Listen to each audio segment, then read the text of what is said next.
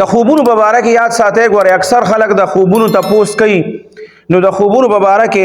علامه ابن سیری رحمت الله علیه د تعبیر الرؤیا یو په شروع کې یو واقعیا لیکلی دا چې علامه ابن سیری رحمت الله علیه شاګردان وسره ناستو و یو کس ول راغی هغه ته چې حضرت ما خوب لیدلې د بیګا د شپې او په هغه خوب کې زه لګیا یم اذان کومه نو علامه ابن سیری رحمت الله علیه وته فرمایل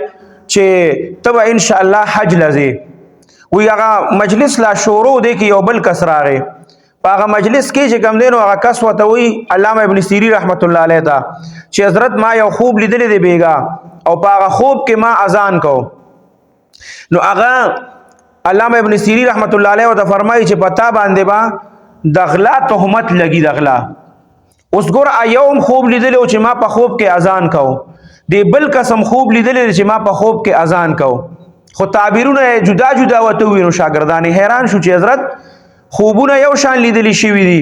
او تاسو ته تعبیر جدا جدا وې نو علامه ابن سیری رحمت الله علیه وته فرمایل چې دا ډومبه کس راغی دا تاسو لید کنه وی او جمله دوی څنګه کاسو و یاره یو خپل ټوپه په سر وا خپل زبردست ګیره وا بهترین لباس یې چولو مکمل دیندار ښکارېده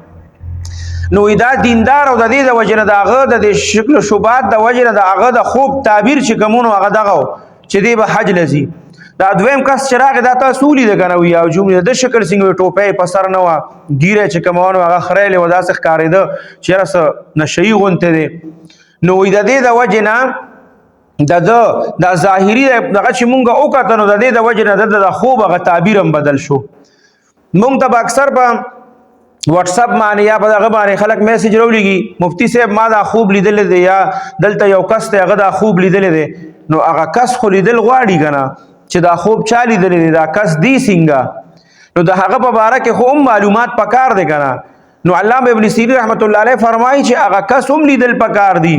داغه په اړه کې هم معلومات پکار دی چې دا څنګه کس دی او څنګه نه دی اله داغه خوب تعبیر ورکول پکاري نو اکثر خلک په علماونو په واتس اپ او په دې باندې تاسو کوي د خوبونو په اړه کې نو د خوبونو د علم ډیر وسیع دی ګوره یاد ساته دا دومره وړو کې علم نه دی چې ته وایې چې بس ما خو صرف مفتی صاحب او مولوی صاحب نه دا خوب تاسو کو نو بس کیسه ختم شوه